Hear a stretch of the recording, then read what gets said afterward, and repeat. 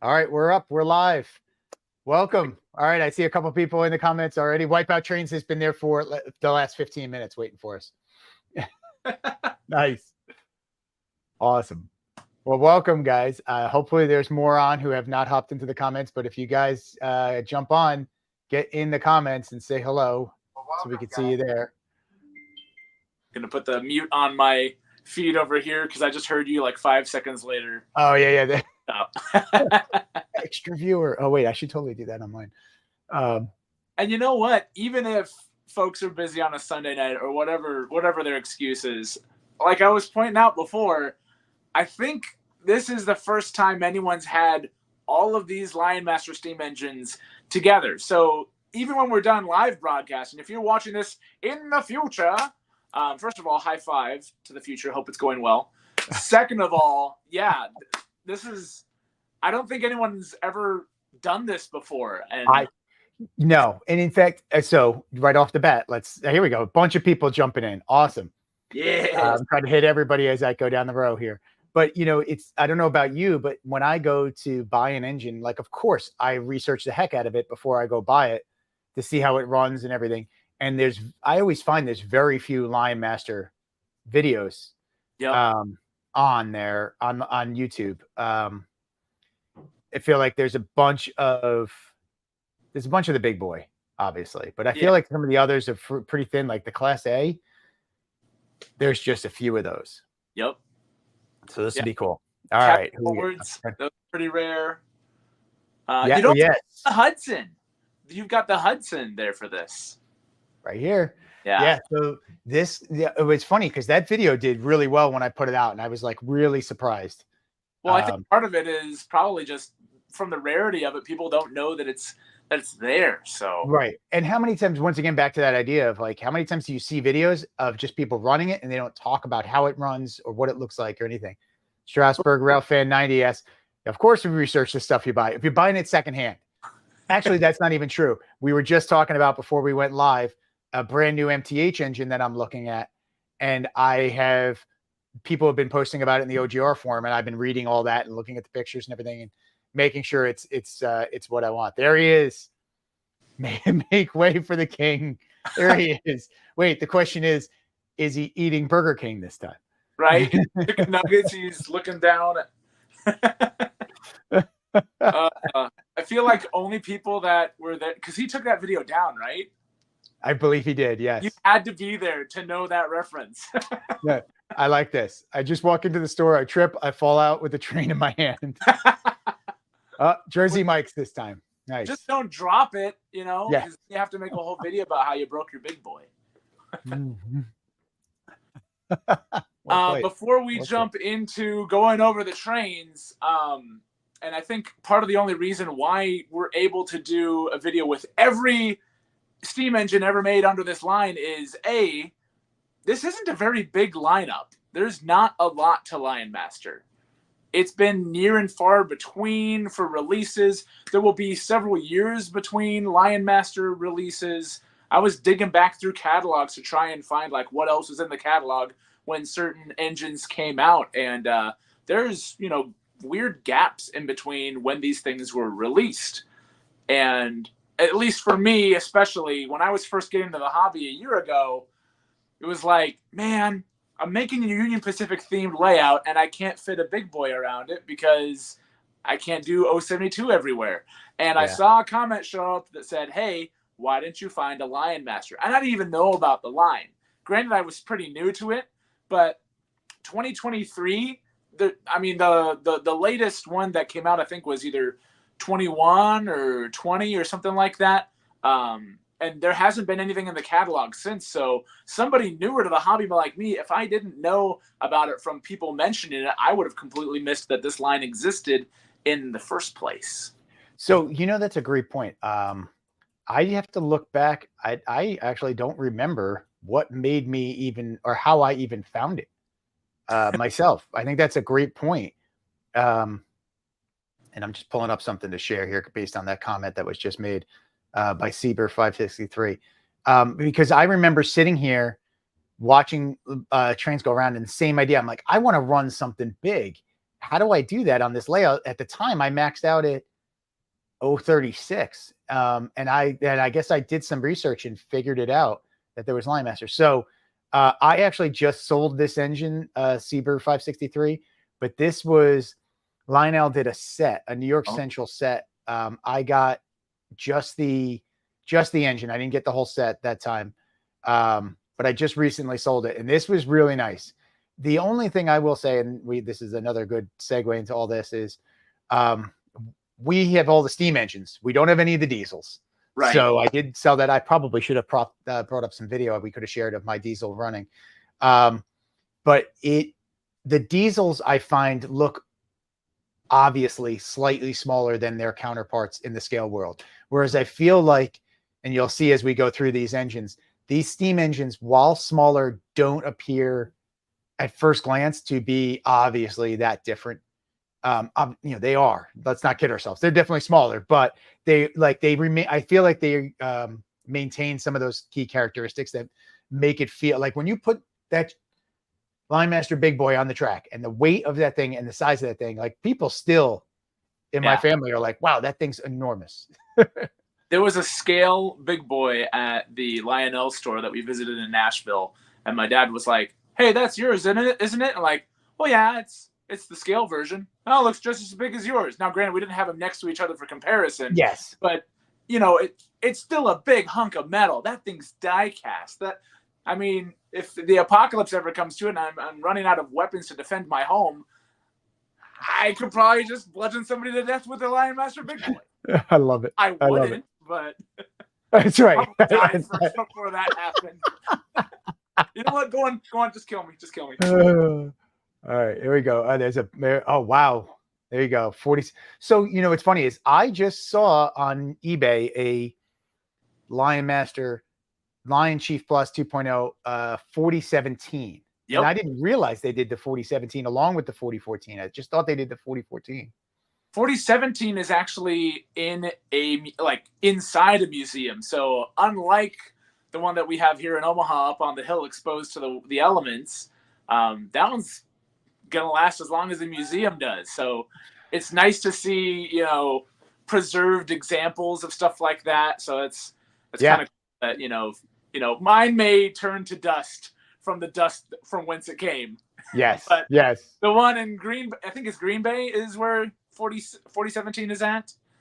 And there's 4005 is in Denver. There's a whole list. I have a caboose here with all the survivors on it. But nice. LionMaster is more than Big Boy, as evidenced by everything behind me. Yeah. But you can't see mine going off the track here. Right. But actually, and Seabird brings up a great point, because one of the things I've been after is 844 Northern, and they don't make a LionMaster there, and they don't even make a semi-scale. Yeah, MTH has the rail. MTH has one, yeah. But I've seen that one in the flesh, and it literally looks like you took the skin of 844 and its tender and put them on something more like the size of just like a semi-scale like Mikado or something like that. Like, it is noticeably smaller than what it should be. Whereas these, they're still not scale, but they're a lot closer. They're a little more, they're more like you are. They're a little more buff. Yeah. No, but, and what's funny is, and I'm trying to, literally, sorry guys, I'm going through the comments. They are flying through here. Lark brought up the point too. I agree. The LionMaster line versus the Rail King line, LionMaster blows it out of the water. Yeah, I don't know what MTH was thinking with some of those Rail King, the Big Boy, when they took off the number boards. Was there ever a reason it didn't have number boards? Supposedly in real life, cost thing. It probably saved them 10 cents a model. I don't know. So in the real life, the Big Boy never ran without number boards up there. Right. Yeah. No. Okay. I didn't know if they were modeling a certain one or something.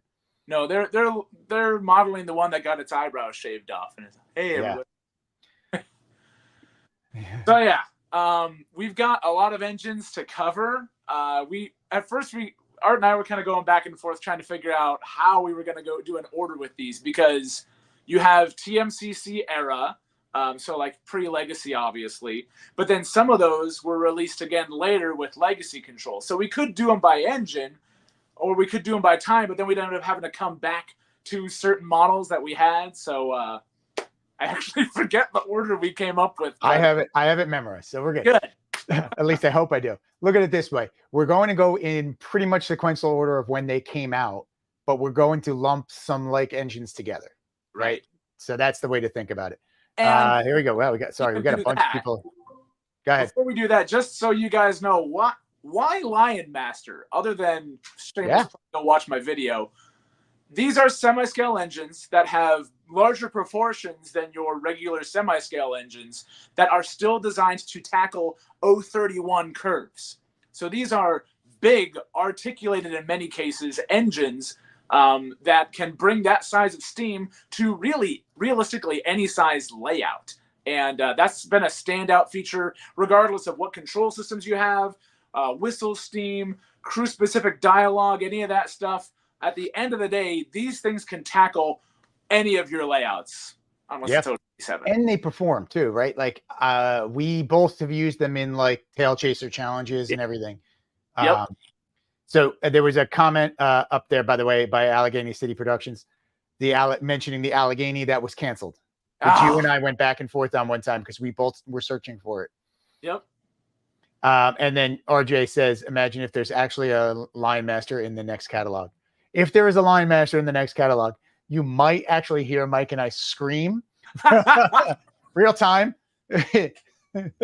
So and you guys will see this as we go through this, but even though like LionMaster is pretty much just like, at this point, it's practically just a really nice Lionchief at this point, which some of my later engines and one of yours are. Even if they did a Lionchief, like with all the features and everything in it, Hudson for, I don't know, some sort of 150th anniversary thing, 125th, whatever. If they did Hudsons, if they could bring that tooling and put all the modern stuff in it, that'd be killer. Because the regular semi-scale Hudson they've been running that one for a while. They can retire that. Yeah, I agree. So I think that's a good segue. Why don't we start the Hudson up? Yes. All right. So this is the Hudson. And I don't know if it's visible. If I need to get closer, we can move it. I've got mine on a camera tripod, so I can bring them in closer for this, so they don't have. I got the laptop in front and everything. I could pull it off after we start it up a little bit. Right. Did the LionMaster ever come with whistle steam? The answer to that is no. No, that's not right. My Legacy does. I was thinking I was thinking the big boy. I was thinking the big boy because that's Lionchief 2.0. Right. Yes. Yeah. So some of them did. Some of them didn't. You'll see that as we go through this. The LionMaster kind of gets elevated to Legacy status, and then everyone's like, "These are too expensive," and then they kind of made them Lionchief, which is practically Legacy, if you ask me. Only they just don't have whistle steam. Yeah. Am I focusing now? That reminds me to add smoke fluid into my Challenger so the whistle steam actually works. The Hudson that Art's about to show you guys is a really nice model. And for whatever reason, I mentioned before that Lionel has done LionMaster TMCC challengers, Legacy challengers, Legacy Big Boys, Lionchief Big Boys. They've done other iterations, but for whatever reason, the Hudson, maybe it didn't sell well, I don't know, but the Hudson is only TMCC, and that's the only run they did of it, to my knowledge. Yes, and I'm sorry, I just started it up and I couldn't quite hear you. Did you say the year it came out? I didn't. You've got that. I got that. Okay. 2004. Oh, so it's actually one of the newer, like right before they switched to Legacy. Yeah. Like kind of hanging on for dear life TMCC. So, and I apologize, guys. I am trying to run the comments and get this engine started up. All right. So can you hear this with my mic, or should I put my mic closer? Hear what? You hear it? No. Oh, there's a little bit. I can How about that? Starting to come through. Was that loud enough? I mean, enough to kind of remind me of the video that I watched of yours of it earlier. But all right, hold on. I got another mic. I got another mic. Let me throw it up next to it. It's a cool whistle. It sounds great. All right. Now can you hear a little steam going on? Did it just overblow it? I don't know. Did it blow out the mic? Is that too much? Maybe. Yep, it's overblowing it again. All right. Hold on. Let me turn it down. Oh yeah. So one thing that I've noticed on the TMCC LionMasters, and this is probably just TMCC in general, is okay. You don't have as many speed steps. That's not a big deal. You have like 2, maybe 3 volume levels. I've noticed. Like Yes, it's yeah. So here you go. Silent. That's the first one. I don't know if you can even hear it with the microphone or if it's too much. Yeah, it's already overblowing. Then, It must be peaking out. That's it's it. A loud 3. whistle. It sounds good. Yeah. All right. Cool. You've also got crew specific dialogue for what is it? Aux 2 does the no Aux 2 is the Yes. Wait, you're right. Yep. You can hear it a little later. And then, but then, like you and I have talked about too, the funny thing is the 7 actually says the road name. Yep. And some of them I noticed later on have variation to it. They'll be like, please hold your position. And then later on you'll hit it and they'll be like, you're cleared outbound. Whereas the really early TMCC ones are just like, yeah, you can go. Yeah. This one, yep. This one says the same thing. I love those engines. I hate being told to wait. And I don't have the smoke on in this one. And somebody asked the question. So I run pine smoke, pine scent, whatever this is, JT's Christmas pine is usually what I have in there. Christmas yeah, Christmas in July. But this thing smokes a ton. I just don't have it turned on right now. But the one thing I did say in my review of this is, first of all, the detail is great. And again, sorry, I can't move the camera closer, but sorry, I'm turning it down. It's too loud. But this is a 2004, and you'll see the Class A when that comes out. That is also 2004. But I think the chuffs and the speed controls on the Hudson is better. And I think I'm wondering if it has a different board in the Class A that we were talking about. No, that's the Legacy Class A has a different board. The Legacy Class A is actually not Legacy. It's American Flyer. They couldn't fit the Legacy board in the Class A, so they used American Flyer electronics and used, it's called Flyer Cruise Control or Flyer Control or something like that, which is supposed to be similar to Legacy Speed Control, but I guess from what I've heard online, it's not. What a shame. But the Hudson, you were showing a great side by side in your video that you did before of them. It's a bit shorter when you line them up back to back.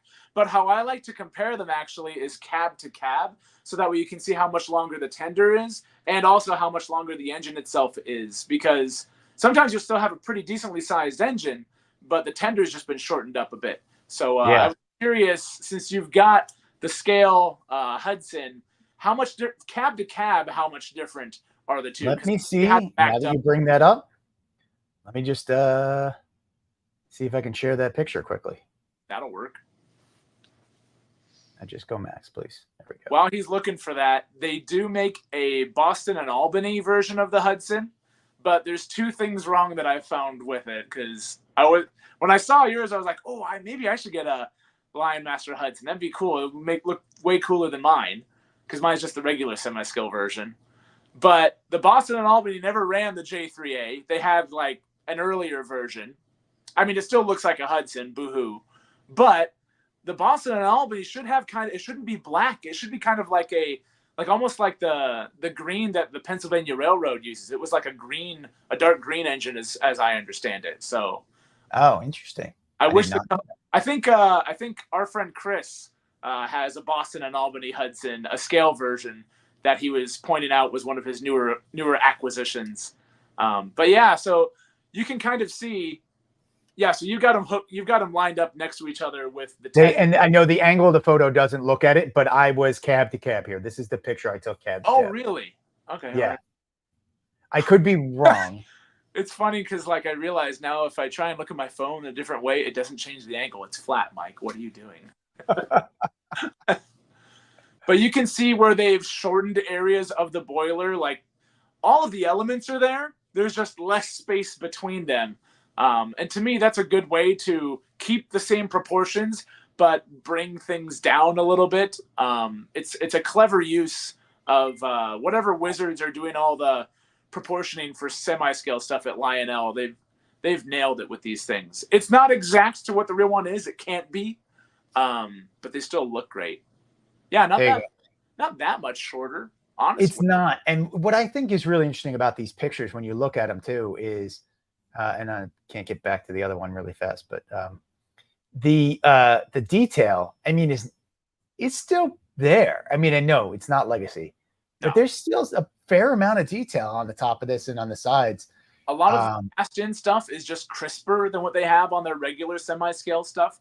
So like that section around the bell with all those really hard rivets or whatever those are around it, that's more pronounced than it is in other traditional semi-scale stuff. Yes. And the builder's plates, always a nice touch. Some of the Lionchief models actually have builder's plates. I have a couple that have them. I was like, what? That's cool. But not all of them do. Whereas the LionMaster, that was kind of a thing. Yeah. Thank you. Thank you. Brandon Green says he likes our layouts and videos. Thanks, guys. Thank you, Brandon. Please be sure to like and subscribe, guys. All right. So I have to do a shameless pitch then for Mike and I here while we're talking about this Hudson. So when we've been talking about doing this live stream for, I don't know, how long have we been talking about? 6 months? Yeah. And when we went to put it together, we were like, oh man, we don't have the Hudson. And I said, Mike, there's one on Trains, and we're both Trains affiliates. So if you guys do shop at Trains, use our codes, right? There's Dadified and AMT. Yeah, I wish I had the little thing. I would pop it up. It's a one-time use code for each of us, but right there, you guys could save on 2 purchases, and they have more than just Trains, right? They have everything you need for your layout. I've ordered track from there, buildings. I just got a Woodland Scenics building from them. And they have other stuff. I've ordered a remote control for my RC car for on their recent warehouse sale. That's right. Yeah. Yes. 50% off warehouse sale. I got it for 50% off. It was a great deal. Awesome. So like, use our codes. You can use it on one purchase and you can get it more than just Trains. Yep. Between the warehouse sale that they're doing right now, on top of that, any codes that you use, right now is the last day for the 1776 offer. Yeah. But then, because you can't, the only bummer is you can't combine codes. So that just means you have to go get more stuff later, which you're in model Trains. You're going to get stuff later. Buying once is not an option. But that's cool that they sent you the Hudson to review. Yes. So they loaned us this Hudson to do this video. So I did the review for them. And then, I asked them if we can keep it for this live stream, and they agreed. So yes, thank you to Trains for helping us out here. That was huge. Cool. So with that too, this will be back on their website soon. I'm sending it back tomorrow. So if you guys are interested in this Hudson, check out my video and it'll be back up on their site soon. Are you going to put, if you let me know, I will let them know so they don't even put it up. Letter? Are you going to put an yes, I need to do an RBP authenticity letter and stick it in there. It'd be perfect. Nice. All right. Let me. Does anyone have any other questions about the Hudson while we've got it up? I hear a little bit of sound. Actually, one other thing before we keep going, the one thing you pointed out, I think too, was, it's running off without me. These TMCC engines, when you hold down, right? I think you and I had talked about this. When you do blow the whistle, they will sometimes run a different variation as you're running the engine. It's not always the same thing. Yeah. So even if it's not the quillable whistle, if you have a legacy controller, if it's older TMCC, a lot of these isn't just like the one sound of doop. Yeah. Doop and whatever. Like there's different variations and levels of it too. You can't change the sound. There we go. Let's see. Oh, a little. Yeah, see the way it did that little at the end there. It does that. Yeah. So yes, Darren, I am sending it back. I've got some other stuff coming in that I just could not afford to keep this at the same time. And as you saw, I have a scale Hudson too, so I'm keeping that. And then Uncle Salty asks, I don't know what the price is. You'll have to check out the price on the Trains website when they put it back up. There's another Hudson on Trains right now. That's the Boston and Albany that I was looking at. It's like $350. And for they're not equipped, not quite scale, but still larger than semi-scale traditional size Hudson. That seems like a really good price to me. And that's in general. This is also the cheapest LionMaster you can find because A, it's one of the older ones, and B, it's just not as gargantuan as the articulateds that you're going to see later in the show. Yeah. All right, let me start it up so you guys can hear the chuffs and see the speed control, which I said is actually pretty good for trying to make it not super loud for us here. So you can see it crawls pretty low right as soon as you start to spin it. So it is not racing off. It does not have that TMCC jerk start. Yeah, some of my earlier ones are like, and we're off. Yes. All right. But it does have the 2 chuffs per revolution, not the 4. But like I said, I think with less drivers, it doesn't appear to be out of sync as much as the Class A does. The Class A with 2 pairs of 6 wheels, that 2 chuffs just doesn't sound right as the engine's going down the track. Just trying to pull it down without it hitting anything down there.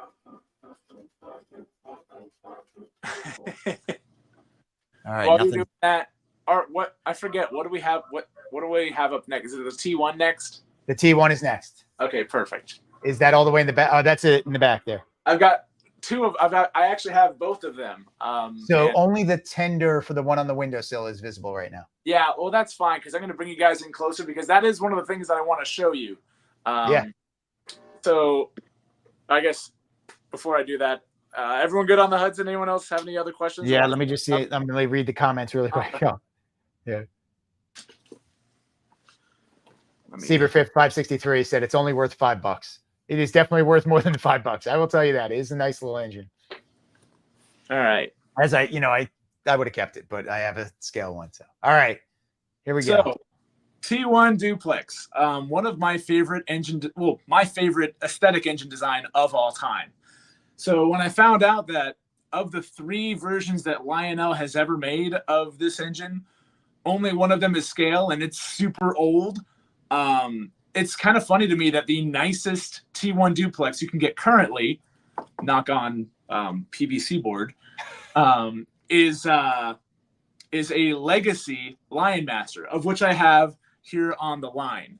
I didn't think this through. I've got this thing on a stand adapter, but I'm missing my little stand for it that I normally have, so I kind of have to one-hand this. Which version is that? Is that the Legacy or is that the TMCC?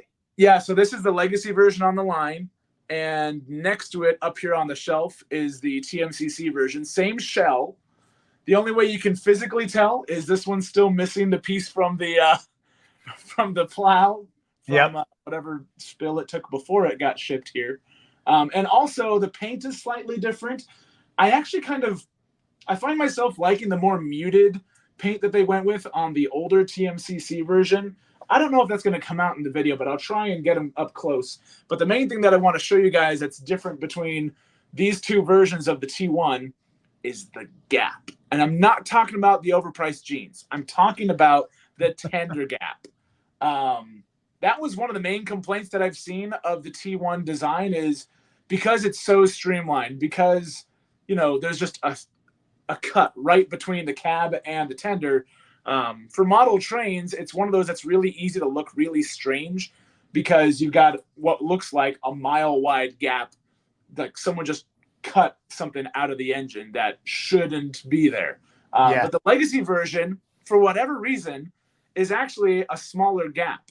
And they both run 031, so I know it's not a clearance thing. I wonder if it's the TMCC IR connector versus the Legacy one. I wondered that too, but they both kind of hook it. Oh, I see what you mean. And you guys will see this when I get them up next to each other. The older TMCC kind of block style wireless tether just physically takes up more room. So maybe that's it. That's what I'm wondering. All right, so we have Sodano Trains has joined us, and he asked a question. The LionMaster Big Boy compared to the Rail King Imperial. I haven't seen them up against each other. Have you? I have not seen them up against each other. Oh, no, I have. They have an Imperial.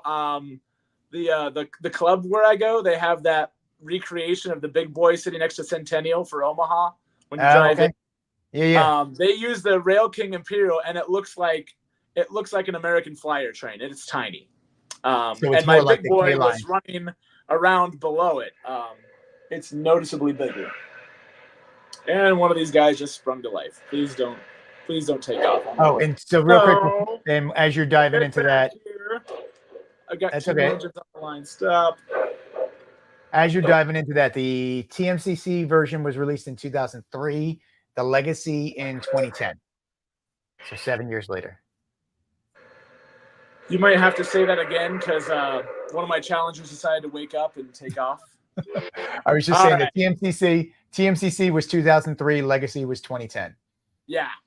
So this is the TMCC version of this is a year older than your Hudson, but still pretty early on in the LionMaster line. And the one that I have moving here next to it, this is Odyssey 2 speed control, much smoother than what you get on the your traditional TMCC ones. But I should probably turn on the smoke because one of the things I love about the T1 version isn't just that it's legacy control, but it's also got whistle steam. Yeah. And it's also got road name specific dialogue. So this is the only LionMaster engine that has all of those features under one roof. The Challengers they made later in 2015 have whistle steam, but they have generic crew talk. The Legacy Challengers and Legacy Big Boy that I'll show you later on have road name specific dialogue, but they don't have whistle steam. The Legacy T1 is the only one that has all of those under one roof. All right, I'm going to switch the angle. I can see it a little bit there, yeah. Let me switch you guys around. Can I do that? Oh, there's a button and a switch. Yay! I don't have to see my ugly mug. First of all, there's how do I go back to? How do I get out of this? Yay! Oh, you can see the gap. Yeah, you can see the difference in the gap right there. Yeah, it's massive. Just to give you an idea, here's my thumb, and then doink, doink, doink, doink, doink. It has to be the IR sensors. Yeah, so if you look down here, you can see it's the newer style IR sensor that's much shorter. And then these big gargantuan blocks of technology. Technology's getting smaller, right? Yeah. PRR Sean is saying he might have to get one of those T1s. The Legacy one looks pretty sweet. So Mike and I have searched. He found this one. We have been searching. They are few and far between. That's for sure. PGH Train Fanatic has one, but good luck getting him to relinquish his. He's got a scale layout. I don't think he needs a LionMaster anymore. So there's the whistle steam on this, and it puts out is it quite coming out of the whistle? Yeah. See, there's a tiny little mark there on the whistle. That's very rare. Lionel doesn't usually do that. They usually have the hole around the whistle, but not right through it. Exactly. Your Challenger is the same way, except it's a little bit more crude looking. It looks like somebody just took a 2-inch bit and drilled directly into it. Correct. Yeah. But then also I wanted to show you guys. Penty 5511 is coupled up. Test complete. Can we depart to the main line? Over. So it's got road name specific. 5511, please hold. Over. Yeah, that's awesome. Yeah. Waiting on a clear signal. 5511 out. Even if I do 7, which should just be your generic, like, got a lot of tonnage today, better bunch in some slack before we head out, that you've heard 1,000 times. Stand by. 511. Over. Gotcha, dispatcher. Waiting for clear. Out. The one downside, if you guys have seen my video about this one, is, well, what do you notice when she's moving?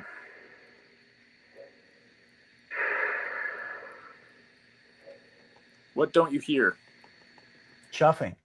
Tower, this is Penty 5511. Air is me. Brake test complete. Are we clear to pull? Over. Oh, we're pulling. You just have no idea. 5511, please hold. But this isn't because of the issue. This is because of the issue with this engine, not necessarily. Yeah, that's not really something wrong with every LionMaster. It's what's wrong with mine. Yeah. If you guys saw my video of everything going wrong with it, then you know.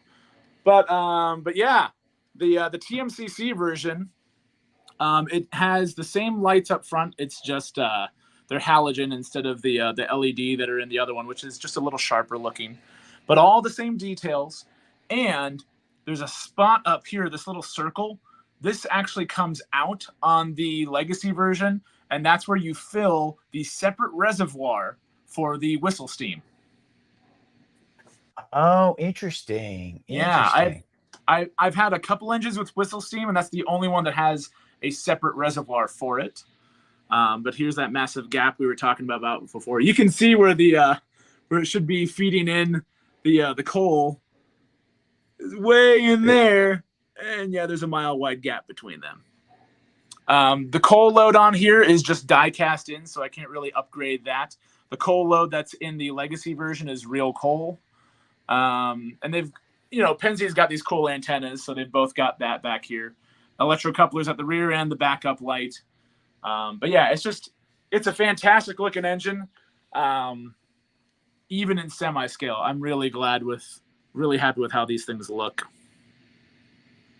So PRR Sean asked, yes, that was road number specific talk on the Legacy one. Yep, and since it's old TMCC, it is technically still road specific on 5514 here as well. It's just, only the one dialogue for 5514 as opposed to more talk like the Legacy ones have. Correct. Yep. Yep. How's the speed control on the TMCC version of that? It's not bad. This one's got a bit of a shudder at the start. But so it does have that TMCC stutter. Okay. Yeah. Yeah. All of the older Odyssey ones start to do that.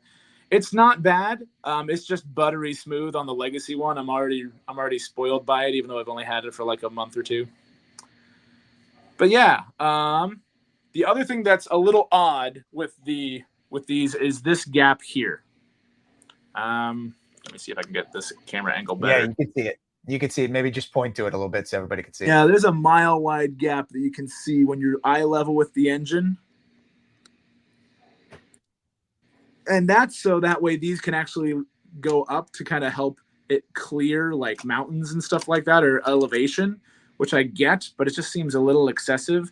And from this angle, you miss it. It looks gorgeous. From the other side, again, looking fine, but dead on from the side, it's like, who cookie cut that out? What is going on here? It just looks bizarre. So gaps are a little strange on this engine. More so on the TMCC version, which is easier to come by. No whistle steam, obviously. I also like how these little bits here, again, it's streamlined, but these are set down in there. These little gold safety valves and such. Just some really nice detailing on these. Yeah, that's great. Anyone else want more on the T1? I did not see any other questions pop in. And just so you guys know, we were talking about the chuffs and stuff, and you'll see we'll talk about that when my Class A comes up too. But there are ways of fixing that, and that's one of the things I'm looking at doing. My Class A is Gunrunner John through Henning's Trains sells little circuit boards that you can put in TMCC engines, and they will upgrade the chuffs to 4 chuffs per revolution, and it will synchronize the smoke, the fan-driven smoke unit correctly. So you guys, if you check out that site, they're not expensive. I want to say it's like $30 for one board and $70 for another board. Not bad. But I'm going to switch this back because I think the next one is you again. Yes. All right, while you're switching, I'll start pulling it around. What do we have next, Art? Class A. Oh, classy. Love that whistle. It's almost haunting. Let me get the box out of the way so I don't knock it over.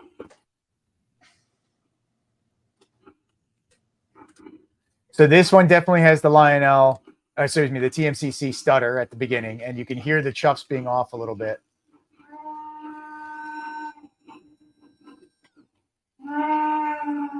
Yeah, it's funny that's the best whistle that's come through on your end sound wise. It's beautiful, and I was able to get it lower too. This one feels, you're right. I wonder if this has more volume steps. No, sounds like a 3 or 4. Yeah. So that's like a 1 right there. Have you? That's a good question for you. No problem. Did you put the batteries in your tenders?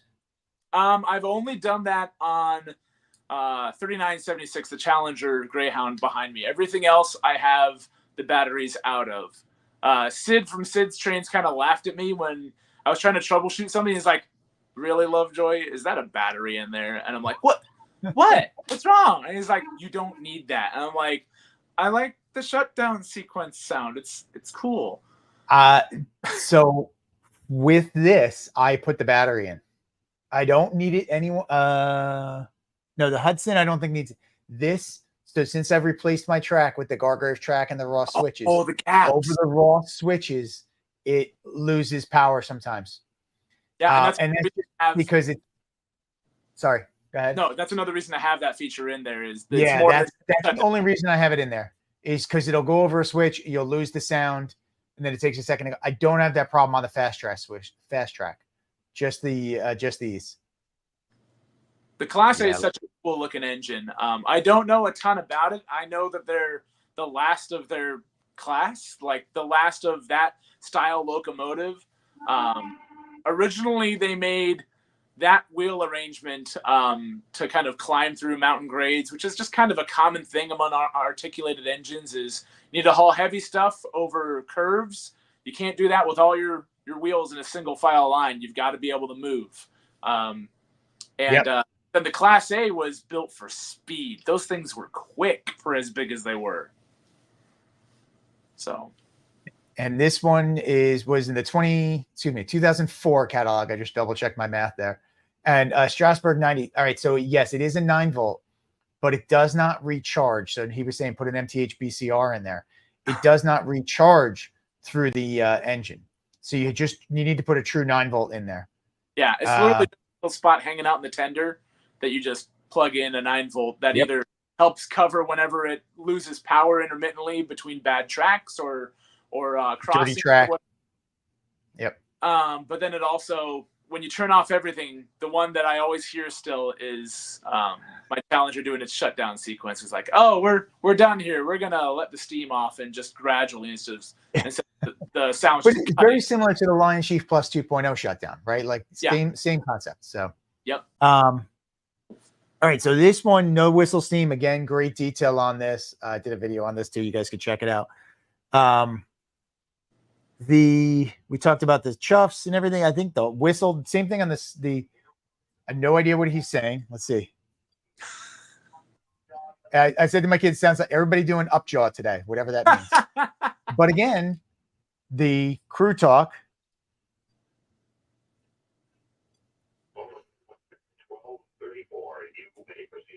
12:34. So once again, like you and I've talked about, they took the time to put road-specific dialogue in for the shutdown, but the nonsense in for the rest of the conversation. It's funny because both of them are actually specific. My TMCC consolidation is road name specific for the tower comm, and then the talk is a garbled mess. But it's a different garbled mess than my Challenger, which is a different garbled mess from your Class A. They went to the trouble to record intelligent, like understandable English for the first one, and then complete nonsense, but still its own sound file. Why? Yeah. No idea why. Oh, Lionel in the early 2000s, I guess. Quarter pounder with cheese. What? Did he just order a burger with a quarter pounder with cheese? What's going on? I tell you, I have no idea what he says. No idea. Different bits of broken sort of English every time. Like sometimes you hear like, I think I heard 100 in that one. He's talking about 100 maybe? I don't know. Yeah, no, I know. I've tried. I sit here and I listen really closely. It just doesn't work.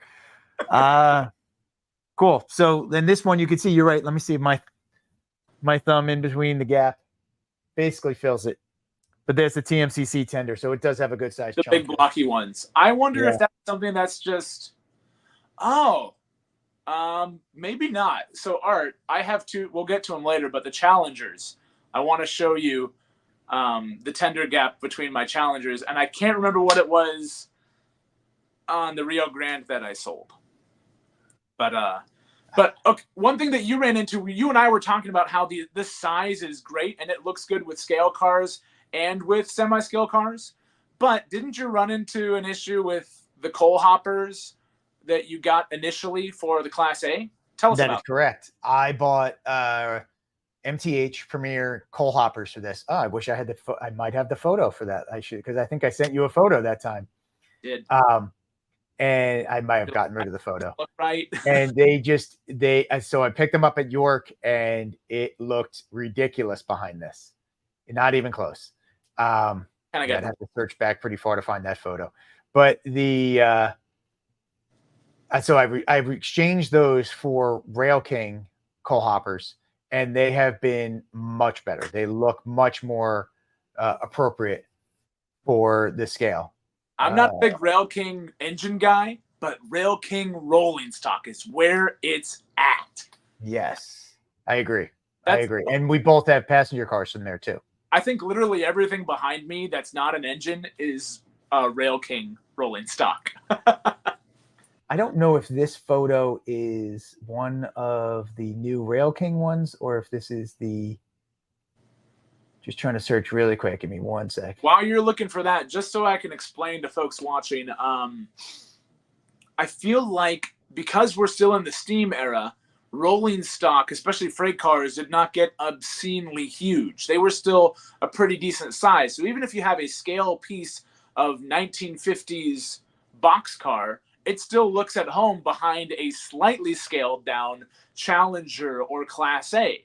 But then you get into modern freight cars that are the size of like Rhode Island, then you start to run into these semi-scale trains starting to get dwarfed by these things. And I almost wonder if that's why the LionMaster diesels didn't do as well, because those, you're typically going to be running modern freight with those. And my modern freight looked weird behind that. Yep. Every time. Was just, I mean, it's not much. It's interesting. My modern freight behind that looked worse than my Lionchief Plus 2.0 ET, whatever that is, ET44. Letters and numbers. Letters and numbers. It's just, that's why we're Steam guys and not. But yeah, so I can't find the picture. But yes, the Premier coal hoppers looked weird. The Rail King hoppers look great. That's all. I mean, I've run that and just some like steam era freight behind it. So yes, I do agree. So you got to just pick and choose your scale freight to run behind certain things. But I did run scale box cars behind the Hudson, and that looked okay. But I do have to say, I think I put a couple of smaller cars first and then brought the scale in a little later. You got to kind of work your way to it sometimes. Exactly. Yeah. One of the things I like about the Rail King rolling stock is it is kind of between your traditional 64 boxcar size and your full boxcar size. I did a video on this. Another shameless full of these tonight. But it's a great size in between, which means not only do they look good with scale or with semi-scale. Nice. He's rolling away. Go ahead. But they also help you bridge the gap between your traditional cars and your full scale stuff. So yeah, if you haven't looked at MTH Rail King, especially their box cars, they do a great job of bridging the gap if you've got both that you're trying to run. Yeah, and I would say the coal hoppers, the detail, you can definitely tell the detail is a little less on the Rail King ones versus the Premier, but they still have a good heft to them. They're still solid trucks same with all the Rail King stuff, right? Like they're not plasticky or anything like that. And then, good coal loads, definitely not the quality of the coal load that the Premier has, but there are definitely videos out there. I saw Matty C in the comments before. He did a video on how to dress up a coal load. Like, there's definitely ways to fix that up. What are we tackling next? All right. So we are on to the Challengers now. So go ahead. I'll let you start since you got two of them. Yeah. So Challengers, the 4664s, they've only made the one style of Challengers. So like the earlier style Baldwin built ones. I know I've seen like some brass hybrids that came out of like the earlier style Challengers that they kind of made before. And unfortunately, Lionel's kind of guilty of make one engine design, stamp a bunch of road names on it, call it a day. I was looking really hard at getting a Challenger that was Western Pacific. And a certain somebody who has been staying up late trying to come in here his ears should be perking up if he's still on here. But Wipeout Trains is a huge Western Pacific fan. He's like, yeah, as much as I love the idea, that engine is nowhere near the right design. But Union Pacific, you're fine. Clinchfield, you're fine. Western Maryland, you're fine. And the Rio Grande that I had for the 4 years, I think Rio Grande could stand to have those engines. But anyway, the Challenger is one of my favorites, and these engines are fantastic looking. Let me flip this thing around so you guys don't see, me poking a screen. Come on. They're so beautiful. You have 2 of them. Yes, and I had 3. So Train Man 2.0, we are getting to the big boy. We are going in order. They're coming. Don't worry. So the Challenger's really nicely proportioned. You've got a good level of detail again. Same thing that you had with your Hudson, where you can see all this like kind of detail work around the whistle. The ones that have whistle steam, like Arts, have a little hole that's bored right down the middle of this thing. Yeah, this one's a legacy equipped one. Why did my camera go all fuzzy? You're good now. It's cleared up. Oh, now it's getting now it's awful.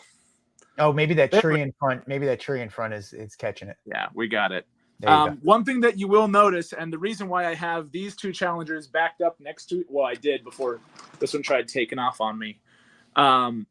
They did make a couple of tooling changes and updates to the Challenger because, correct me if I'm wrong, Art, but the Challenger was the first LionMaster, wasn't it? So that's a great question. I want to say it was. TMCC 2001. 2000? Oh, so the one I have here says, what number do you have? 33, 2003 is in this catalog. Volume 1, 2003. Maybe it is 03.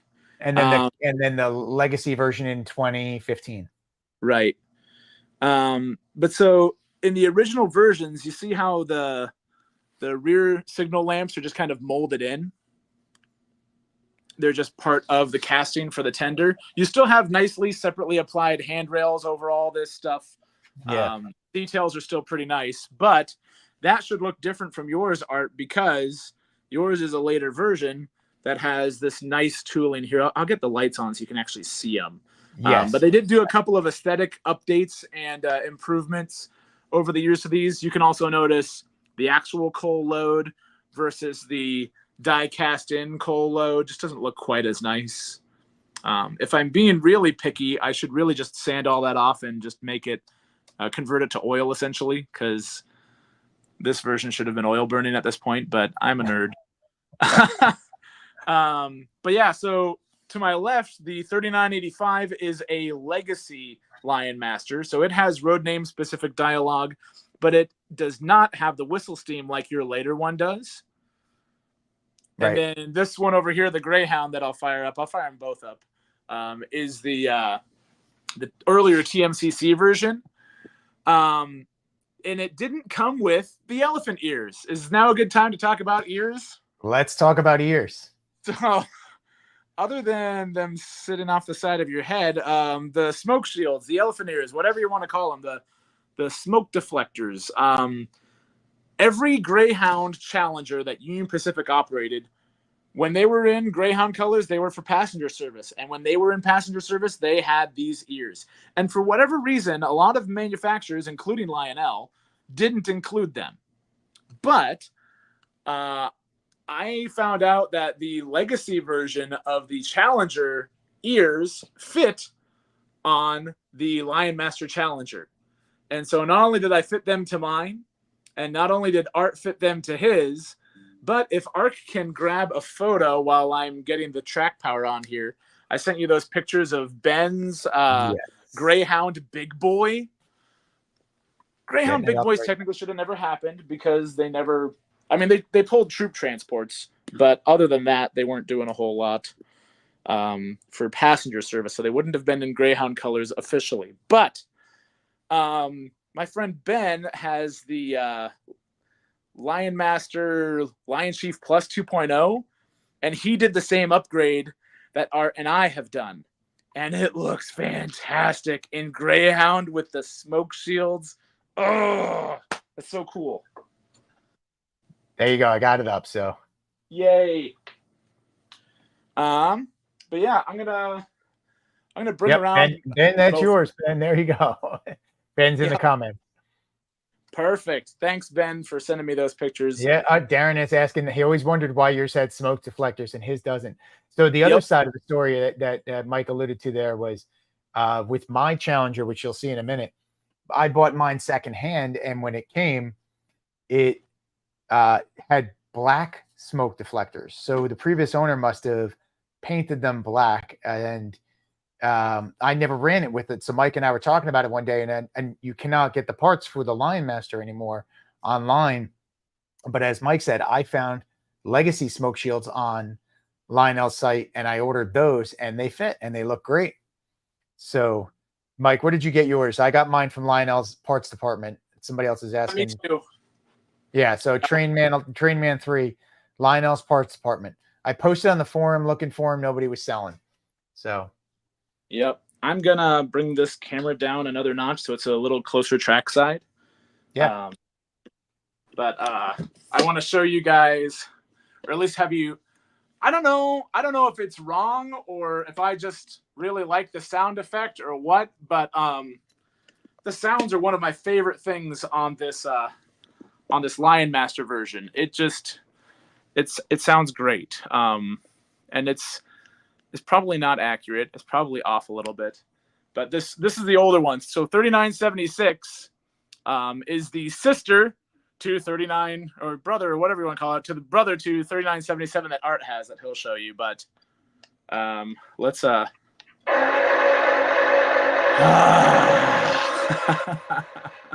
every time.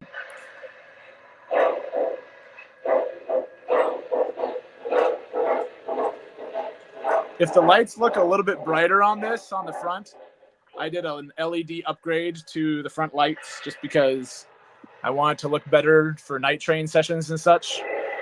These TMCC versions. You need to do a video on that, by the way, Mike. I did. Nobody watched it. No, but did you actually go through like the parts and everything that you put in there?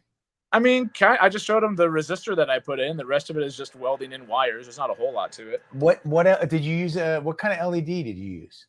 I mean, I got mine from Evan Designs. All right, you bought it from Evans. Okay. Yeah.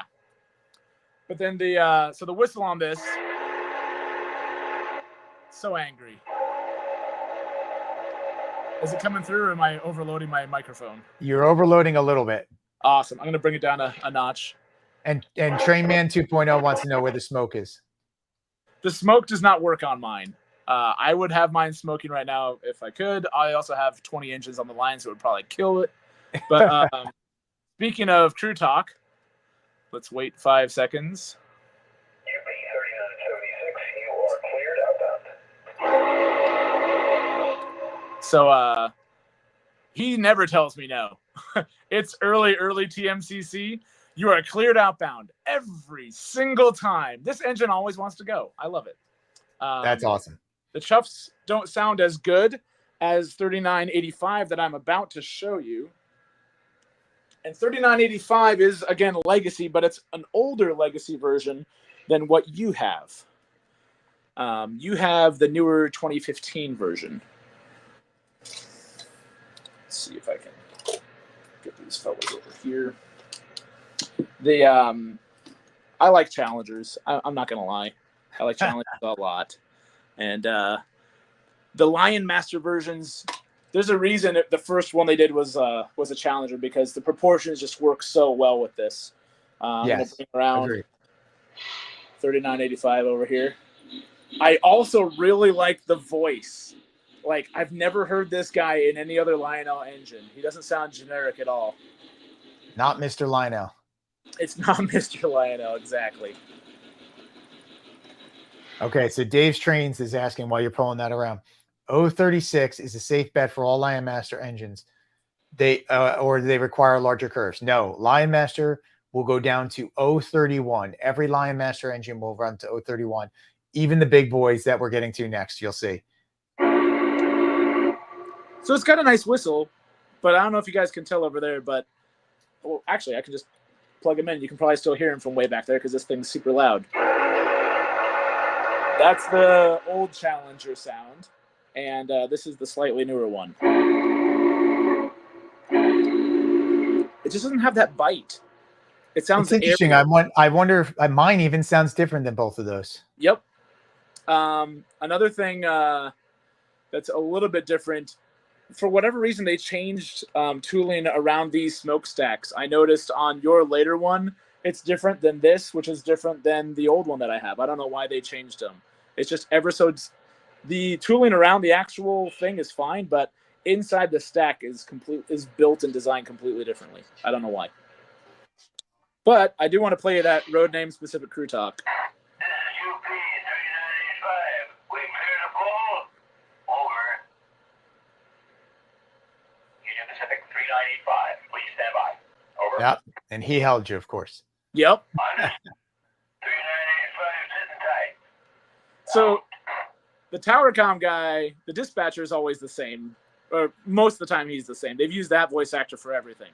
But this guy sounds like your time-honored veteran of, like, he's been around since the Steam era kind of guy. Like, 3985 here. We're able to run. UP 3985. Please stand by. Oh, son of a bitch. Understood. 3985 standing by. Out. He even sounds like he pauses before he says out, and the way that he says it just sounds like disgruntled, like sit tight. Yes. Dot, All right, really out. gonna make you wait, huh? This is 3985. Pulling in now. We clear all the way. Over. Yes, 3985. Switch a line. Clear into the yard. Over. Oh, that's right. Pulling in now. 3985. I got a smoke going too. Yay! This has a nice puff to it. I don't know if it does.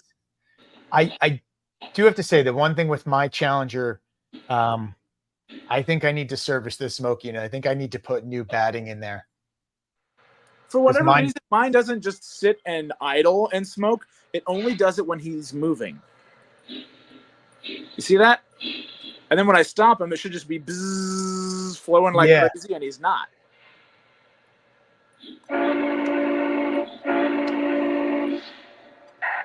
Pacific 3985. Clear into the station. Over. Yeah, that's great. That's great crew talk. That's awesome. 3985. Out. UP 3985 here. Arrived and standing by. Over. I love it. Yeah. 3985. Stand by and set your brakes. Out. Ooh, I got a big smoke ring in here.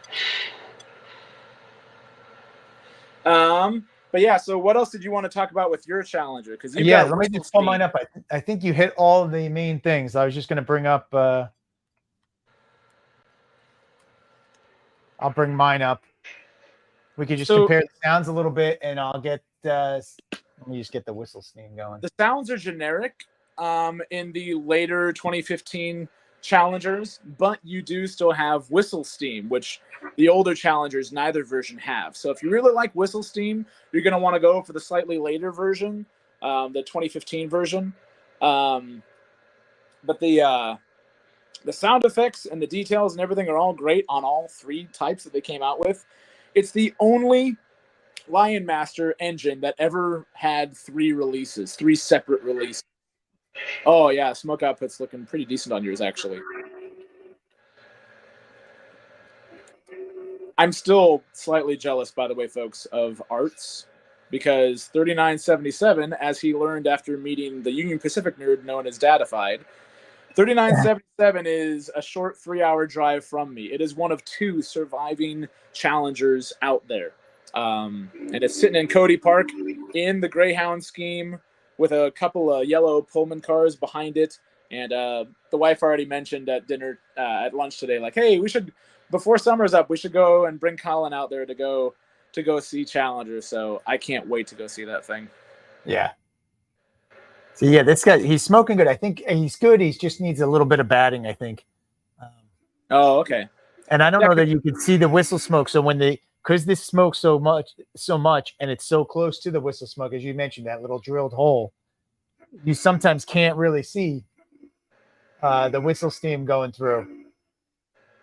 In fact, the previous owner who I bought this from, when I was emailing back and forth with him, he was saying he leaves the smoke unit. He used to leave the smoke unit shut off and just the whistle steam turned on so that you could see it.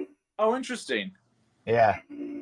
I don't know many folks. Like, I always wondered why you'd bother having the whistle steam off and the like one or the other. Like, there's separate switches for them. I would just do both on or both off. I would just do the one. Yeah, that makes sense.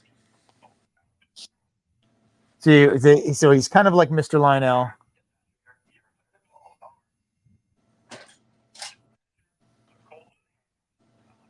And nice clear. I don't know if you can see here, but nice tight clearance here between the two. I can't. There's no way I can get my thumb in there. I can basically get my my finger in there, my pointer finger. So these are nice and tight. Yeah, I'm actually assembling while you're doing that. I'm getting my two challengers off the line so I can zoom in and show you guys the tender gap difference between these. All right. And this one has a real cold load. I'm trying to think if there's anything else that's different in here. The other thing we should mention too, right, is all these LionMasters have crews, painted crew figures in there with lighted smoke boxes, all that other stuff. So they have a lot of the great detail that some of the higher end engines have.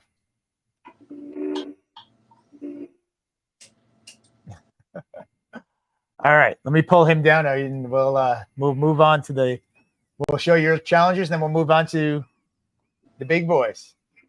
Yeah, dude. So I've got my two challengers here. I'll take it off the stand here so you guys can see them a little bit better. I've got both of my challengers off. And I've got the rivets lined up, and I've got the edges of the cabs there, and I've got them both hooked up. But the tender gap between them is about identical because they have these kind of TMCC looking box things for the wireless. Even the Legacy one has the TMCC box? Yep. Oh, it's a little different, but it's about the same. See that all right in there? Yeah. Yeah. So it's an older Legacy one. My older LionMaster Legacy Big Boy has the same kind of tether. Only my newer ones, like when I had the Rio Grande Challenger. But yeah, the odd thing was I wish I had taken a picture, but I was pretty sure the Rio Grande actually had a wider gap. But so I can fit a finger in here, but a thumb would be too much. So that's pretty good for tender gap. The Big Boy has wider gap, which is probably because it needs more clearance. But that's only on my Legacy one. My Lionchief one has a much even narrower than this gap. And that's impressive considering the LionMaster, the Lionchief connector that's used in the Lionchief 2.0 Big Boy. Do you notice that too between your Challenger and your LionMaster Big Boy? Is the tender gap narrower in your Lionchief? No, they're about the same. Okay. Just looking at it as it's coming out on the track. My Big Boy is slowly making its way over here. Nice. But yeah, so there was a quick post in Trainman 2 2.0. He said, Mike, one of your videos in the past had the DeLorean in it, correct? Oh yeah, of course. Let me see if I can find that. All right, I think it's time we move on to the big boys. Yes. I can't find the DeLorean. It's probably in the future or in the past. Or Colin has it in his room. Right. All right. So big boys.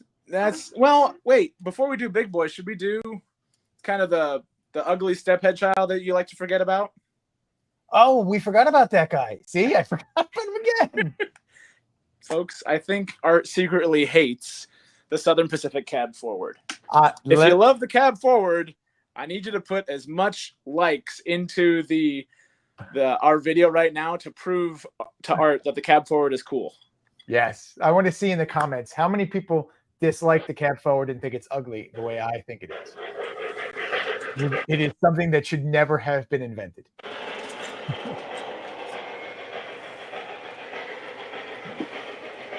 Yes, that's a great idea. Ray threw in there. You need to put that DeLorean on the track at some point.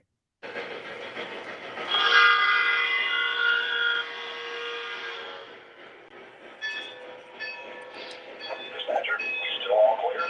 Over. Roger, your track is clear. Dispatcher out. Okay, so I'm going to bring you guys in closer for this. But this, they've made them twice. This is a cab forward, obviously. This is the LionMaster, obviously. But still a pretty big engine. It's still pretty imposing.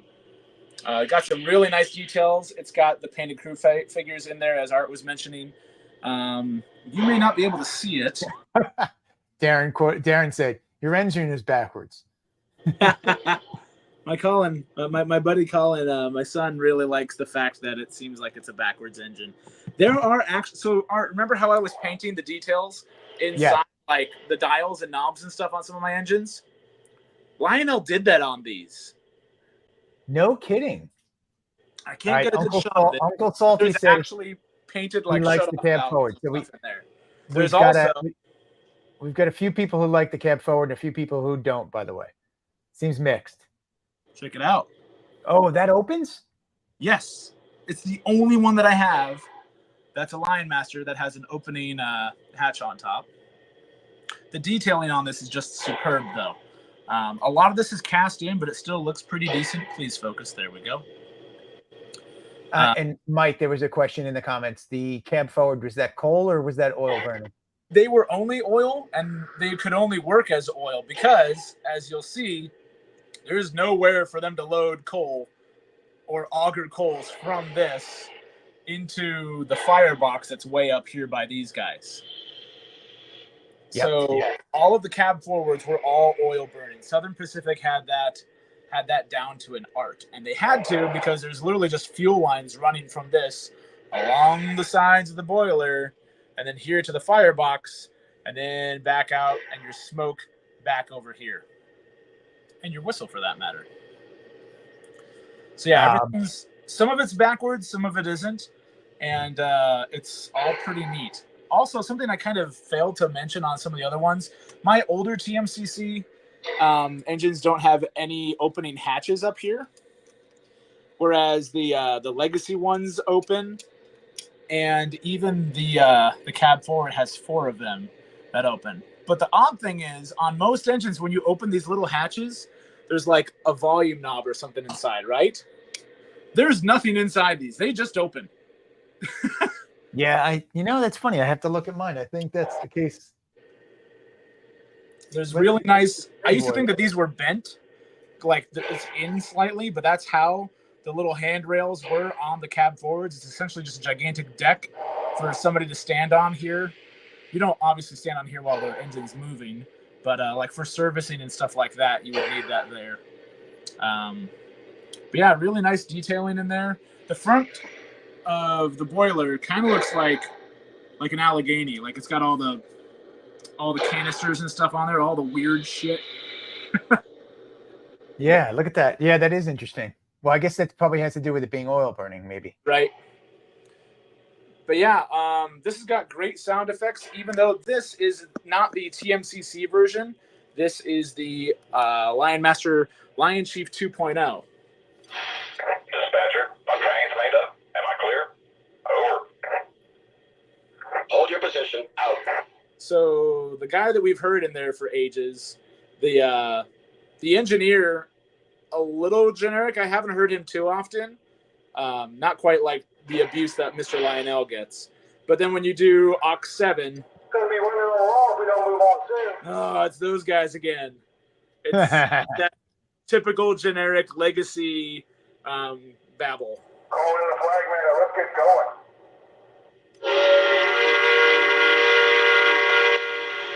I really like the whistle on this one. And the sound effects for it moving are kind of nice too. But it needs way more chuffs. So why does that need more chuffs, but the big boy got it right? That is the one downside with all of the Lionchief ones that you'll see, and you've experienced this art with your big boy.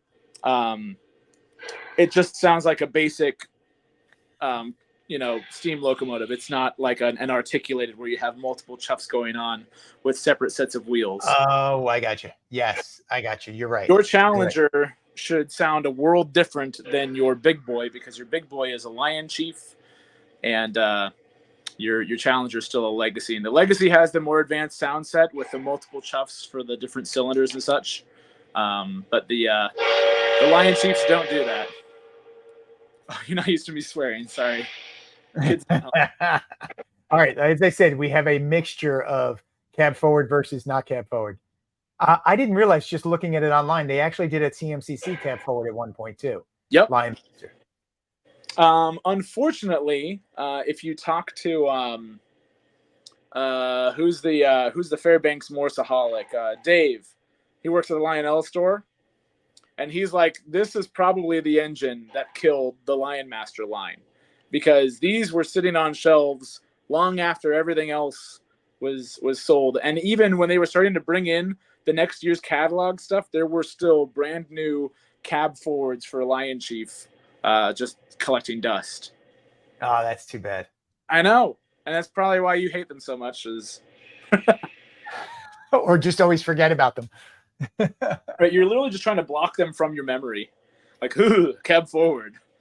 But it wasn't just this video. I mean, Mike and I were texting one day. He's like, I got a new video. I got a new LionMaster coming out. And I was like, which one did you get? Because we have them all. And he's like, you know it. It's a steam engine. And for like 20 minutes, we went back and forth. And he's like, the cab forward. I'm like, oh, I completely forgot that even existed. Yeah, it's so forgettable for art. But yeah, cab forward's it's a nice engine. Especially I feel like that's the one bummer. Let me show you guys. I'll bring you in close on the wheels. There's a ton of stuff moving around on all of these steam engines, and that's the best part. But I feel like these ones are even, like, there's more going on down here than there is on the Challenger and Big Boy. See up here where you've got this extra linkage that comes down and over? All of your extra connecting rods and everything are here, whereas when you come over to the Big Boys or even the Challengers, there's actually a nub just hanging out there that's not connected to anything that should be connected to an extra arm. But they never made them for these wheel sets. If you look at the only way to really tell when you're looking at a photo of a LionMaster versus the Legacy version or the scale version, if you're looking at it from the side and you just see that little nub hanging out, you know you're looking at a LionMaster. If you see the rest of the linkages present, you know it's the Legacy, the scale version. No kidding. That's great. I never even noticed that. But the cab forward has all of it. Not fair. It's because I wonder if it's because the wheel sets is the wheel set backwards. Maybe that made it easier for them to do it. No, it couldn't have been. There's nothing like that. No, someone at LionMaster is just a Southern Pacific fan, and now they don't have a job. All right. As you and I had hoped too, by the way, there's tons of love for LionMaster. Everybody's talking about everything from the GG1 to the Hudson. So hopefully we have been petitioning Lionel. Hopefully you guys can help us support. Maybe Lionel will find its way into bringing back LionMaster. They will be Lionchief 2.0 engines, but that's fine. Throw the LionMaster engine, brand on them and bring them out again. Yeah, and that's one of the things that, like, I don't care if it's LionMaster. I just, like, if they use the name or not, that's fine. The principle of what LionMaster does is what I want to stick around. I want big steam brought to small curves. And that's exactly what this lineup does. And if that's something that falls better under the Lionchief banner, I don't care what you call it. Just make it and give it to us, because they'll be awesome. And that's something where I feel like, again, they could throw new internals inside the Hudsons and make really nice higher end looking semi-scale but very detailed Hudsons. They've got You the have to tooling. remember, Lionchief 2.0 is just TMCC with speed control and updated crew talk. Really? So yeah, it's TMCC. So the boards and stuff already, exist for this in theory, or the space exists for this inside the Hudson. If they're already TMCC, Hudsons, you could add the same board, or well, I guess it's a different board, but same idea in there. So the tooling wouldn't probably need to be changed or anything. All I need for them to do to make my dreams come true, they already have the right tender. This is the Challenger tender that's also on the big boys that you guys are about to see. I know I feel like we're holding out for you guys on the big boy, but we're just hanging. We're just hoping you stay with us. It's all marketing. But they have this tooling. They have this size. They have this built. So what? That's maybe 20, 30% of an engine's design maybe there. And then they make engines that have 8 wheels, nice and big, that can fit around 031 curves, right? This is a consolidation. Yep. So what they need to do is make a semi-scale 844.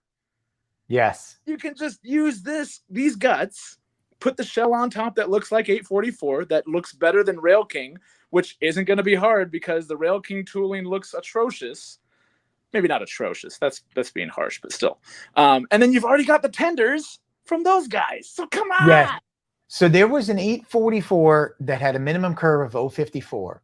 And from what I could tell, it's a misprint on the box, because I had one of the guys in the forum who had it, took a look at it, and he showed the tender. And it is that tender you just held in your hand. The big difference is, can you pull that tender up? Do you have it handy still? Oh, yeah. Flip it over. Look at the wheels. The back set, it's a front set and a back set have flanges. Everything else is blind, right? Yep. In the 844 that was rated for 054, every one of those had a flange on it, and that's why it was rated 072. It's the tender. It's the tender, not the locomotive. So all they need to do, to your point, is fix the tender. Yeah, just replace the wheels with ones that have no flange. Yeah. The end. Also, in case you're wondering if you're going to get an older TMCC style, I was mentioning that these hatches don't open, boo-hoo. That is actually really nice when all your volume controls are on top, because every time you want to change stuff on the old ones, you got to flip them over, find a screwdriver, and find the spot for the volume control on these, because it is a pain in the rear to get to on this stuff. A lot of the stuff is underneath, whereas a lot of the newer ones have stuff along the top that you can access behind these handy little hatches instead. Yeah. All right, big boys. Y'all been waiting for them. We love them. There's 3 of them between the 2 of us. I would show you guys my legacy LionMaster one, but the other night, the wire that I had repaired that gives it sound went haywire again. So I can't do 4006, but I do have 4006 sitting next to my LionMaster, which you already have one, but that's fine. Let me just get this guy off of here. Do you want to get your big boy while I'm on the camera? I'm gonna have to move. What? I said I'm pulling mine up. It's not gonna fit. I have to move. Can't see it behind me. I'm probably making everyone motion. So the LionMaster Big Boy has the same sound set, not dialogue, but same sound set, is my understanding, as the Legacy. Yes. That's my understanding, is the and it has the 2 speakers in the tender. Yep. It sounds huge. There you go. Here's Twisted MacGyver has the MTH Rail King Big Boy. I don't know if you joined us earlier. You probably heard us ranting about the fact that they forgot to put the number boards on the front. I would have picked up the Rail King potentially if they put the number boards on it. Oh, there's our first vote for the Rail King actually being a better version. So something that you'll notice between the LionMaster version pulling up here now and the Legacy version that's up here crying that it doesn't work currently, or at least can't let you hear how it sounds. Look at the color difference between the smoke box. It's shinier silver here, and it's a much darker, more muted version on the Legacy version. Well, you can't compare it, Art, because you don't have a second big boy. No, I'm just looking to see if mine's shiny like yours, and it is. Yeah. Just Oh, the yeah. lighting. The lighting. Do you in remember here. when I thought that yours had the big boy, like yours was a special edition? Do you Yes. tell them that story real quick? So so I bought my big boy from Trains and Things at the Greenberg show in Edison, New Jersey, just about a year ago, and it has the word "big boy" on the front of the firebox. And when Mike acquired his, he and I were comparing, and he's like, "Yours is a different version because it says big boy on the front." And I was like, we looked it up online. There was only one version ever made. We couldn't figure it out. And it turns out that mine's literally a sticker put on there. So Mike went ahead and got a acrylic pen, marker that he used, and he wrote "big boy" on there to match what mine says, and it looks great. Thank you. Yeah, that came out great. So Glenn is asking the clearance. All right, so I know this because I've been working on my layout recently. Center rail to the wall for me, I have it's either it's 2.5 or I think it's 2.5 inches in order to make sure that the big boy clears the wall. Yeah, the overhang. So yeah, for folks that are wondering, the biggest difference running wise, you guys have all seen those goofy videos of the full scale Vision Line big boys where they have so much hangover, it seems like they're going to need some kind of fancy drink in the morning to get over it. I mean, this thing's just hanging off the side of the rails, right, when it turns. Whereas the big boys, I'm going to back mine up so you can see it come around this 048 curve. The LionMaster ones have less going out in the front and more coming out. It's badonkadonk. The booty. I'm not even ashamed anymore. I'm running trains. I'm talking with friends. I don't care. I'm having a good time. I'm going to back up its consist here, and you guys will see this thing just hanging out over the edge. Somebody mentions the Willy Wonka train. So one of our, if you guys haven't watched our show, The Three Rails, Four Dads, one of the dads has the Willy Wonka train. It is pretty cool. It just, the bummer is the dialogue. They missed an opportunity there with the dialogue. When you do the whistle, it should be the Oompa Loompa whistle. Like, yes. Yep. All right. Oh, I love Rail that. King, Rail King, that, Rail King, Rail that King. full the Vista Rail Dome. King semi-scale cars look amazing behind this. Yeah. And this is 048 curve. Hello, cab. It's sticking out a ways. And honestly, when it's running, you don't really notice it that much. Right. But what I do like about it, and you have to make that sacrifice in order to get it around the 048, right? So, and it's not just the sacrifice. I think as a result, it looks better when it's coming down the line. So that same curve coming from the front instead, if I can remember to hit the directional. Look how non-goofy this overhang looks on 048. Yes, the front overhang, you mean? Yes. Yeah, you and I have talked about that, right? Like in the scale one, the front looks a little odd on a even on 072. It's just not scale enough. The curve is not scale enough to make up for the engine overhang. I've seen the real big boy go around curves. It doesn't look that funny.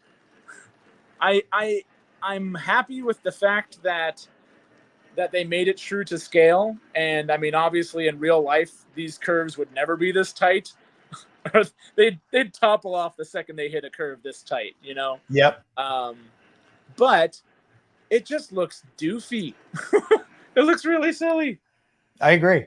But yeah, I would love to play the sound effects from the big boy. I got other videos when that speaker wire was working. But at the end of the day, my one complaint of one of my favorite engines to run is... Dispatcher, error is made. Test complete. Yep. Over. Mr. Lionel, the most overused dialogue in all of O-Gauge. I do think they're getting better with some of their newer stuff. Yes, absolutely. It seems like they got the message. They need to liven up the dialogue a little bit. It's funny to me that like Legacy used to have road name specific dialogue, like even my big boy and my Challenger do, but the current Legacy ones are, maybe not Mr. Lionel, but they're still generic crew talk. And it's like, why are they going through the trouble of selling these $5, $6, $7, $1,000, $1,500 engines and giving you generic sounds that are the same between all the road names? That's a damn shame, if you ask me. Yeah, and I don't know Lionel's business that well, but I feel like the costs required to do that can't be that significant that it's preventative for them from doing it. Right. Oh, and in case you guys are curious, these are 036 curves I have here going into the switch yards. Big boy, and all of my LionMasters tackle it no problem. Yeah, there was a lot of comments in there about the Rail King and the LionMaster line, what's minimum curve and everything. So yes. Menards has road specific dialogue. Yes, agree. If Menards can figure it out, we should be able to figure it out at right. Lionel. Here's the cab forward is back. It's about the same length as the big boy. Oh, interesting. It just looks way different, obviously. But it is interesting that this is a slightly earlier release of Lionchief, and this is this is 2019, this is 2020 or 21, somewhere thereabouts. I can't remember what year the cab forward was released in Lionchief. But again, the cab forward's generic crew talk is Dispatcher, trains buckle together. Can I get to the main line? Over. it's different. It's not Mr. Lionel. Orders. Dispatcher out. Yeah, it's 2021, by the way. I just looked it up. Oh, gotcha. Okay, cool. Yeah, so 2021, the train that killed LionMaster. Thank you very much. And it's still generic crew talk, but it's more interesting than Mr. Lionel that's in half of my roster. Yeah, so there's a comment in there about with the generic crew talk, you could change the road number. Agree. But there's still something to be said about like putting a little more variation, even if it's not road number specific, putting a little more variation into the dialogue. Or like if you were running big boys, that should be easy. You should be able to say Union Pacific because you're not going to make big boys in any other road name than Union Pacific. So you could have it be specific to that road name and not so much the road number. You could make different variations of numbers and run just UP style dialogue in those. I think that would be cooler. All right, wait. So Twisted MacGyver says his big boy is 1223 was when it was released. Is that what you mean by that, Twisted MacGyver? Can you clarify that? 2023? That's what he says in there. I don't know if that's right. They didn't make a LionMaster in 23. Yeah, I don't think they made one then, but I could be wrong. And thanks, Rick. Rick is saying we have an impressive collection between the two of us. Oh, Appreciate it. Rick. Thank you. Yeah, between the two of us, that's 6 different variations of all 6 LionMaster steam engines. And that's why I teamed up with you, Art, because you complete me. You're like doing that mini-me thing with Dr. Evil. You complete me. He's like doing like the little love signs and everything. You're going to have to get that peanut butter and jelly thing, right? You have one side, I have the other. Oh, all right. He's saying, all right, his big boy is Rail King from 2023. Okay, that makes sense. Oh, gotcha. Yes, they did do a more recent Rail King release. And without its eyebrows. Rail King cars, too. Oh, my gosh. Yeah, I still love that full Vista Dome there. That's awesome. I got to get one of those, I think. Yeah, it's pretty cool. I've been eyeing one up. I need to pull the trigger on that. Well, all right. We got through them all, and we've been at it for about an hour and a half. So I think we should probably try to wrap it up. Yeah. What questions do you guys have? Anything else? Yeah. Any other questions anybody has? I'm just looking through.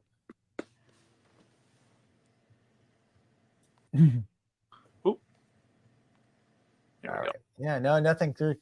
So yeah, Did you like it? Was it a fun show, everybody? Yes. Yeah. Give us feedback. All right. Yeah, Salty. With DCS, you can change the crew talk and the dialogue. I don't know if you can make your own. I don't know why you couldn't. But I have a WTIU hopefully coming in August. Is what I'm hearing. So I should be able to to play around with that and do a video at some point. One of your engines started rogue. Everything is going. I hit something. Everything started moving. Yep. My the wheel on my old 30-year-old controller is really easy to spin. Yeah. What was interesting, it was my 2 TMCCs took off. Started walking, just rolling easy. Both of them, the Hudson and the Class A. I wonder if you have that connection issue where they're not picking up the signal anymore. Yeah, but they didn't speed. They just slowly started to roll. So I wonder if they just were sitting there too long and they were like, hell with this, we're going. I was so nervous about having this many engines on. They're literally all just sitting on, oh no, they're on the carpet. Mike, you just did a video about this. What are you doing? But they're all hanging out up here. Oh no. It's funny. Somebody asked me like, wait, so what do you use for grass on your layout? And I'm like, well, it's outdoor carpet. So I didn't graduate from the carpet. I'm still on it. You're still on it. That's right. Up on a table. Yep. Newt 1969 says my engines are haunted. Yeah, that was interesting. I didn't think I hit the. First of all, I didn't even have either one of those engines addressed. I was on the big boy, so I don't know how it moved. They moved, but they both TMCC started to just crawl along. The ghost in the machine. And it's a good thing they didn't move because I got a whole train parked on the backside that they would have just run right into and taken it all out. Yes, Darren said that the LionMasters are running strong 20 years later. Yes, they're awesome. Unless they're not packaged properly. I don't know. Whoever would do such a thing. They sent it to you in a shoebox that time. To his credit, he was really nice to work with. I think he felt really bad that what had happened, and I'm still working on it. And once I got it fixed, I can't wait to tell him. But we're getting there with 5511. My LionMaster T1 will be running strong soon. Yeah, nice. Yeah, Sieber 563 says it. I do agree. I think TMCC is better than old DCS. The horror stories I've heard about 2.0, what is it? Those are the ones with Protosound 2 and the batteries and all that kind of stuff.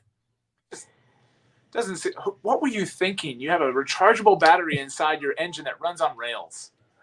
No, it's not even that though, right? The problem they had was the boards used to the early run Proto 2 boards were frying. Oh. Yeah, so the 5 volt were bad. Is the 2.5 volts are good if my math is right. Yeah. Well, Ray said tune in next week. He and Dell are going to do a review of a generic diesel. All things considered, thank you guys for coming to watch. Yeah, appreciate it, guys. Hope you enjoyed it. Yeah, this was great. Literally like the past 5 or 6 months that you and I have been kicking out around this idea. It's like, I can't wait to do a LionMaster live stream. It'd just be cool to have them all together. Yeah. But if you guys are seeing this later on and you got more questions, something we missed in here, because there's a legacy version of his Class A that has whistle steam and generic crew talk like the later Challengers do. So there's a lot of other options that are still out there. We have all of the designs represented in this video, but we don't have all of the releases in here. But if there's something you want to ask us, it's not for trying, by the way. We've tried to acquire all of them. Unfortunately, there's a limit when it comes to money, space, and other things. Yeah, once I hit 3 Challengers, I knew I had a problem. And I'm this close to having 3 big boys. I was eyeing 4017. Oh, the one on eBay that I was talking about? Yeah. I was eyeing that one, but it's a little up there on price, and I've already got if it was different crew talk, then I'd be like, yeah, it'd be cool because then I can run them both at the same time. But I don't need 2 Mr. Lionels yakking around my line, pulling freight, wartime freight and such. Yes. Yeah. Nice. All right. Well, thank you everybody for joining. Appreciate it. Please be sure to like and subscribe, guys, if you haven't. Yep. Well, Art and I are still going to be doing our own videos, obviously, on our beloved LionMaster collections. Also, stay tuned to 3 Rails for Dads. We got a bunch of fun stuff coming up with that show as that evolves and grows. And give that a subscribe and a follow if you haven't already. Both of us have plenty of videos on these existing engines as well. So if you want to see more on these, you can check out the previous content as well. Give that a little more. Yeah, we got lots of videos and more coming. That's for sure. You got it. All right. Thanks, everybody. Have a good night. Later, everybody. Is it dead?